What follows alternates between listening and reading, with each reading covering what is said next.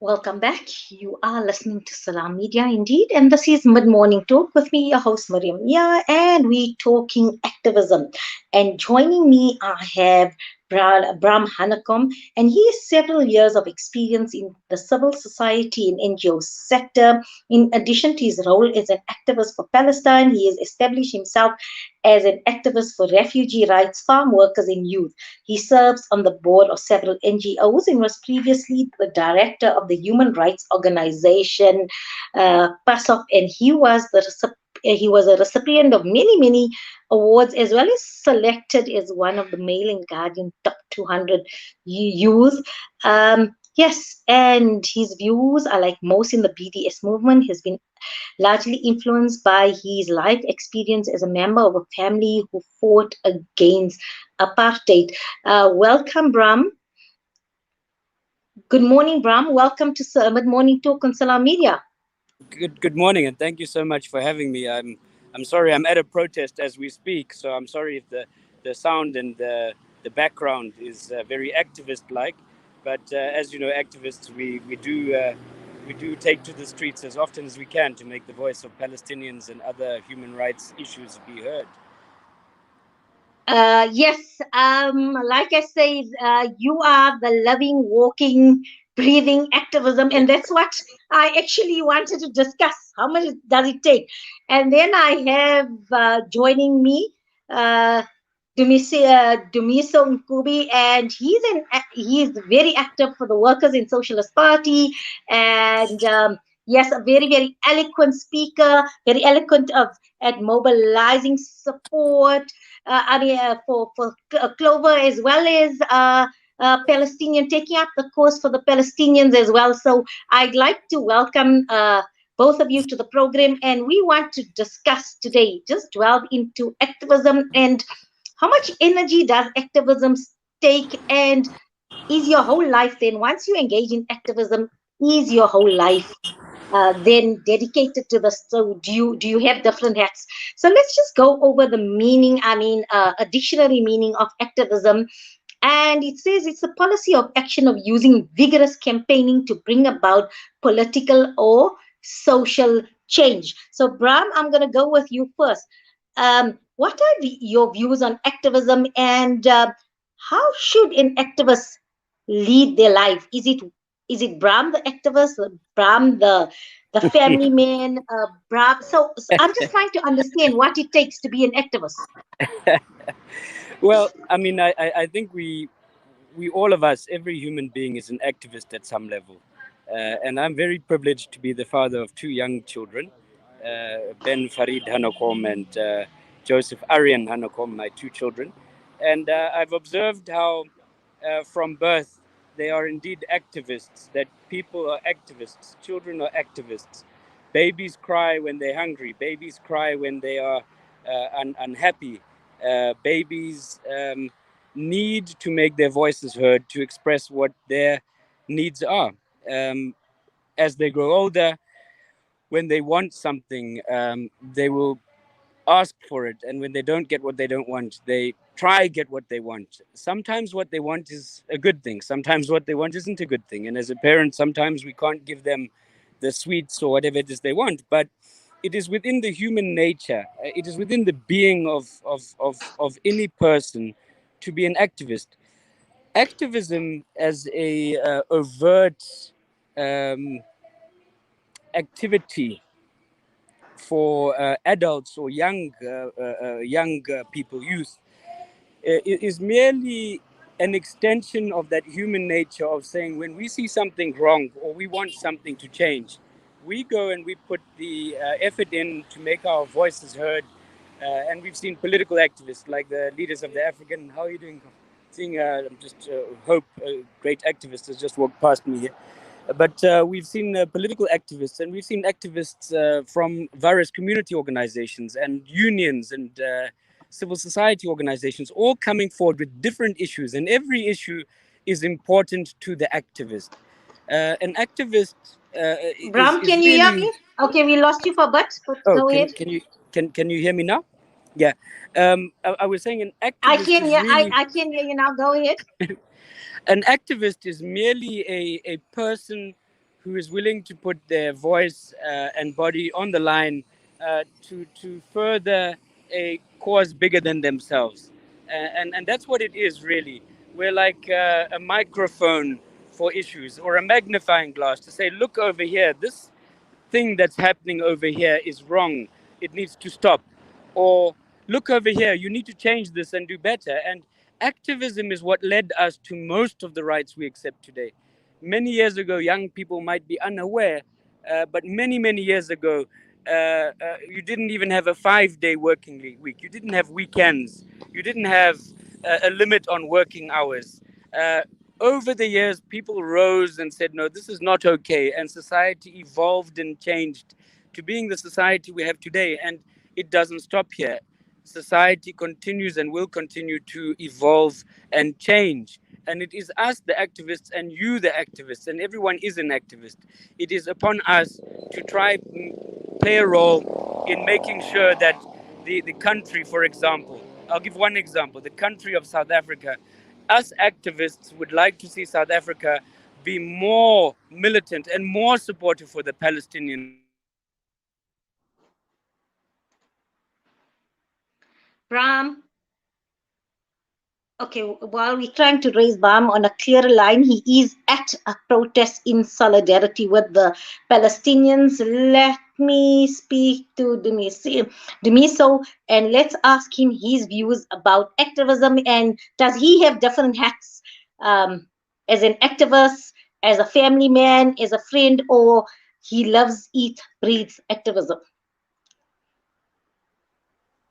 Hello. I think that's a very interesting question, and I would say that, as the previous speaker was saying, activism is something which one naturally does. When you find something that you care about, you just naturally follow through with it.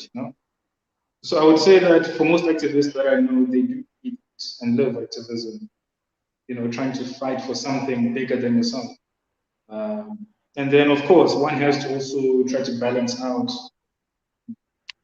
living life on the one hand, for example, the family dynamics and all of that. But if you believe in something, you will just naturally go along with it, and you will naturally do what it takes to make sure that your voice is heard and to make sure that a particular cause gets as much awareness as possible and that things change. But yeah, I mean, I would say in my family life, I do try to speak with people so that they understand the importance of certain issues. And as far as I know, other activists do the same. So, in as much as there are times when one has to go and speak publicly about certain issues, those issues will still be with you later on that day. You'll still be thinking about them, even outside of public spaces. I mean, that's a very short answer to the question. Hopefully, I gave you enough there to work with. Yes, because I was, you know what, it got me thinking. I mean, where do we draw the line? Sometimes I'm sure if you're an activist, I don't know if Brahmin yourself have this, moral dilemma or your moral compass telling you things. Because I'm just thinking, I don't know. So, does your activism define how you consume, where you go, what you shop, not even what you consume and how you consume it? Does it then become a way of life? I alluded to earlier in my introduction. If you are activist for animal rights, um, do you then not eat meat? Do you have to become a vegan? Do you have to become a vegetarian, so to speak? Not wear leather clothes. I mean, both of you are very active in solidarity for Palestine. So, do you watch where you shop personally? Where do we say, shops? Do you not shop at places where there is open support for Israel? Or I know, Demisino, you were very active in the Clover campaign. Do you buy any Clover products at home? If I come and visit you, are they Clover products? Or maybe you like the taste. Some people just love Clover milk. So where is that balance, do you, does it define how you consume, your habits, your way of life? Yeah, I think so. It does depend on a lot of things. I mean, for example, with the Clover strike going on, it started last year. And then, of course, there was a break, but then resumed again this month. And as just a matter of principle, I myself will not support Clover products as a matter of principle. And in terms of drawing the line, I don't really know where to draw the line, if I'm honest with you, because I got into activism because I have a certain feeling, a certain awareness of problems around me. And because of those issues, for example, with the Clover situation, because I know how Clover treats its workers, I'm very unlikely to buy a Clover product anytime soon. And also with other, it's not just Clover, but there are other problems which we face. There are other situations. There's, for example, the climate justice discussion that's going on. Just knowing that the climate is in a very difficult situation, that we're in a very difficult situation, there is a looming climate catastrophe on our hands. It means that when I walk out and I go and I speak with my family members, for example, I have to keep that in mind, that they must also be aware of the dangers that we're in. It's not, I don't, for me, it's not something that one can just turn on and off to say that now I'm an activist, now I'm not an activist. I think that, like I said earlier, if you believe in something, it's not something which you can talk about only in the public eye. It's something which, for me personally, is something that I talk about in my personal life. For instance, all of my friends know that I'm a socialist. All of my friends know that I support the rights of Palestinians and I support the rights of oppressed people around the world, regardless of the different circumstances they might be in. But I don't think that one can wake up in the morning and just be an activist in the public eye and talk about we need to have freedom for Palestinians and then go home and do the exact opposite. That would just be hypocritical. Yes, so I want to ask you this on a lighthearted note. I just received, I'm also a pro-Palestinian activist in my own right and support the cause. And so I get a lot of information like this. So I just received a latest thing on the brand Puma and how Puma are supporting various, including the Israeli soccer team and sponsorship with us, as well as other sporting codes now.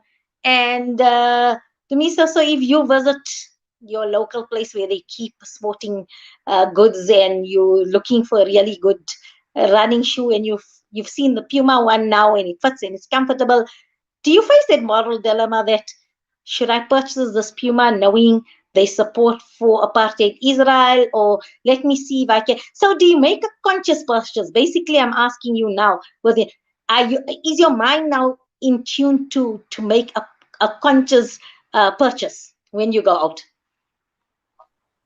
Yeah, it is. It is.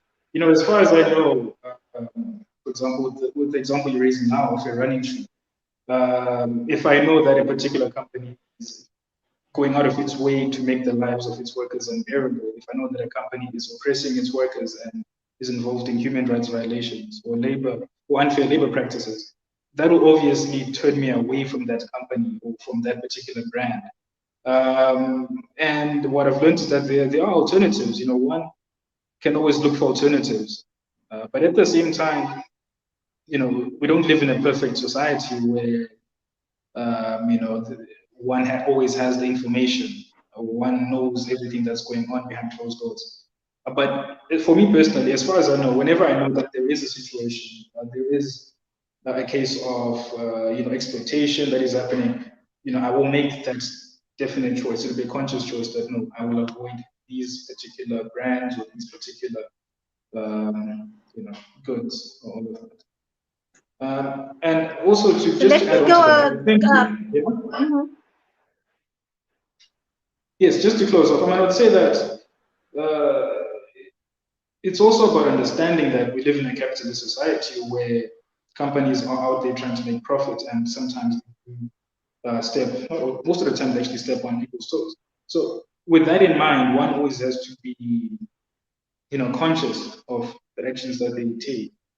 And I think that when one goes into a public space to speak publicly about issues, that can only happen after someone has already, made the choice and has really started living it out previously. Yeah. So now, Bram, are you on the line now? Yes, I am. Yes, I am. And I'm Oh, looking good. forward to giving some input. Yeah, I love this, that you are grounded in the movement, in the moment, at a protest. I mean, doing your activism duties as well, and we're connecting from you because this just makes it real and lets us understand a lot more about who Bram is. I earlier you mentioned your pride and joy, your two little boys. So tell me something. Do you feel a responsibility as a parent now to, as the children grow up, to make them aware of the world and just giving this value and inculcating this activism value? As you said, you believe we all born activism. So how much influence will you have as a parent over your children to sort of steer them into a life of activism? Well, I think that's the sad reality. A sad reality, because there's a positive about it. Of course, I have an incredible opportunity to raise my children with the values that I have instilled in me. But that's one of the problems in society that we need to try fix, actually. You've got people who are born into racist families. You've got people who are born into families that are not progressive. You've got people who are born into families where it's normal for them when they're 16 to be sent off to Israel to fight for the oppressive apartheid regime of apartheid Israel. So it's really an incredible responsibility and opportunity for me as a father to make sure that my values go beyond my life. But it's also a realization that, unfortunately, we often think people make their own decisions, but everything from religion to how you engage women, to race dynamics and everything, are unfortunately often decided by parents who raise children in a particular way, and that's a very, very difficult thing to change in society. But as activists, we have an obligation to try our best to notify people that things like going to Israel are not acceptable. To make sure that it's no longer normal or just accepted that the Jewish Board of Deputies or the Jewish Report or the Zionist Federation or Israeli embassy that it shouldn't be accepted by us in 5 or 10 years' time. It should be illegal for them to be recruiting young white Jewish children to go fight in the Israeli terrorist regime's army.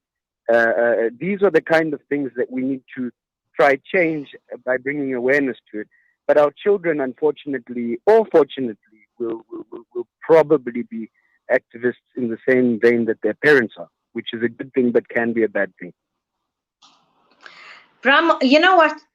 You were going down this narrative, so I just couldn't. I know, slightly veering off the topic, but I just couldn't resist getting your comment about this. So, what did you make of the letter from Dirko sending a letter of sympathy and signed by Naledi Pandor for the South African who was there at the border at Gaza and passed away last week? Did you? I'm sure you've seen that letter from Dirko sending the condolences to the family. What did you make of that? Did you? I don't know. I was like surprised. Yeah. And yeah, gobsmacked. I don't know what. I can't resist. I have to ask you this question. What did you make of that? No, I need to speak to Comrade Naledi Pandor and Minister Naledi Pandor to verify that she actually signed that, because it doesn't seem to me as a correct thing to have done. So I'm even reluctant. So yeah, are you suspecting the authenticity of the post that's making its round on social media? I want to believe it's not authentic. I don't know if it's authentic or not.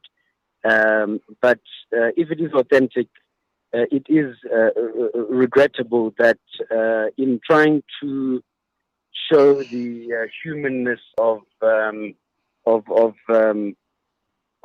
condolences to somebody who passed away, she inadvertently legitimized the completely unacceptable presence of a colonial settler in illegal settlement, who could be compared to, I mean, this person. I guess to summarize it, before I criticize Minister Pandor, I'd want to make sure that it's the correct letter, and I don't want to believe it's the correct letter.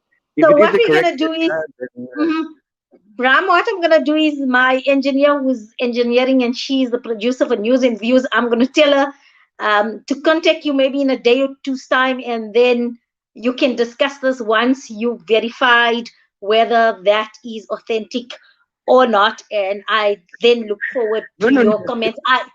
Once, let me verify it. I will verify it. And if I find it's authentic, and we'll get back to you. Right. So watch the space on Salam Media. We will continue on News and Views, and then once it's verified, we will do this, because you know what? I read it and it looked official, so I accepted it as face value. But and so that's what I also love about activism as well in what you're saying, because you are cautious. I mean, you could have gone and commented in and said whatever you could have said regarding the letter. But so for me, that's a lesson here in activism, that, I mean, before you say things and make comment, number one is something that you've taught me and I've been empowered for. Whatever you receive, before making comment or letting it go viral, always very, very, very verify information. No, absolutely. I think it's always a tough balance. I mean, one in activism, you know, especially since we come from and I mean, Africa for Palestine is a very established organization.